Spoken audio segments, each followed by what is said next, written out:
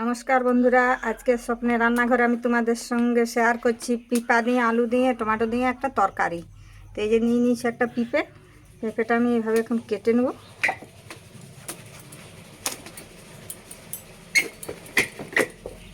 খুব সুন্দর কচি পেঁপেটা।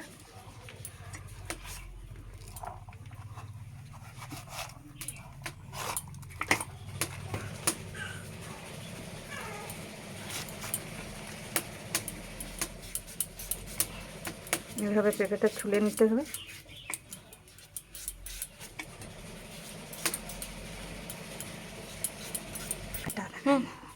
তো এই যে এইভাবে আমি ছুলে নিয়েছি। একটু একটু মোটা মোটা ডুমো ডুমো করে কাটতে হবে। এইভাবে কাটতে হবে, দিয়ে আমি এই যে জলে দিয়ে দিচ্ছি।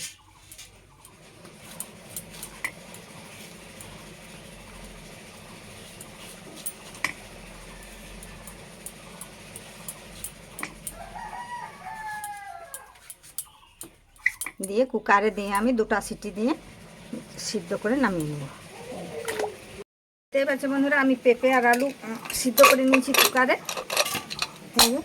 এটা আমি এখন একটা বাটিতে ঢেলে নেব।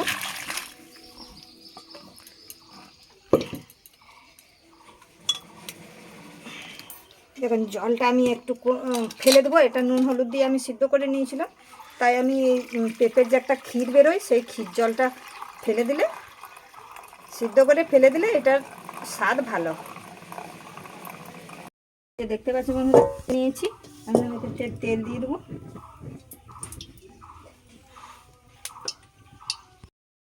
তেল দেখতে পাচ্ছি বন্ধুরা, আমার কড়াইয়ে তেল গরম হয়ে গেছে। তখন আমি মশলাগুলো ভেজে নেব। তার জন্য আমি একটু নুন নিয়ে দিলাম,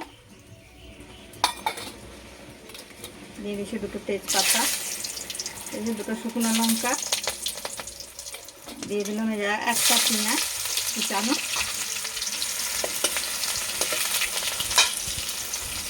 আর দিয়ে দিচ্ছি এটা 5 ফোড়ন। পিঠাতে 5 ফোড়ন না দিলে এটা ভালো লাগে না। যে কাঁচা লঙ্কা বাটা,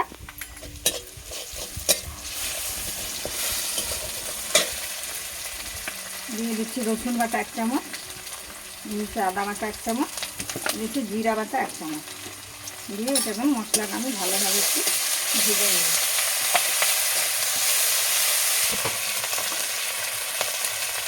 দিয়ে দিচ্ছি 1 চামচ হলুদ, দিয়ে দিচ্ছি কেটে রাখা টমেটো,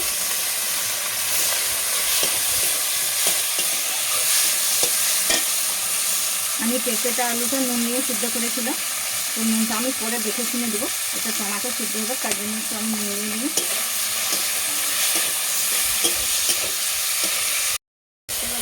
মশলা টমেটো খুব সুন্দর আমি কষে নিয়েছি।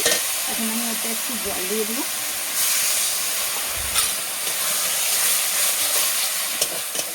টমেটোটা একটু গলে যায়।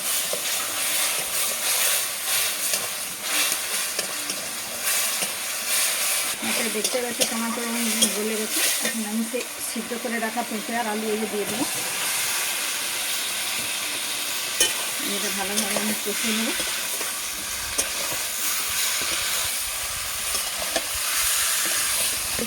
দেখতে পাচ্ছি আমি পেঁপেটা কি সুন্দর কষে নিয়েছি। তো আমি তো আগে পেঁপেটা নুন আর হলুদ দিয়ে সিদ্ধ করে নিয়েছিলাম। ওটা তো জলটা আমি ফেলে দিয়েছি, তার জন্য এখন আমি আর একটু নুন দেবো। এই একটু নুন নিয়ে দিলে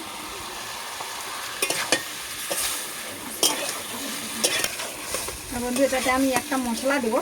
এটাতে বেটে রেখেছিলাম আমি শুকনো 5 ফোড়ন আর শুকনো লঙ্কা, তেজপাতা, মৌরি, সব কিছু এটা গরম খোলাতে বেটে নিয়েছি ভেজে। দিয়ে এটা এখানে আমি উপরে ছড়িয়ে দেবো, দিয়ে ভালোভাবে একটু নাড়াচাড়া করে নেব, দিয়ে একটু জল দেবো।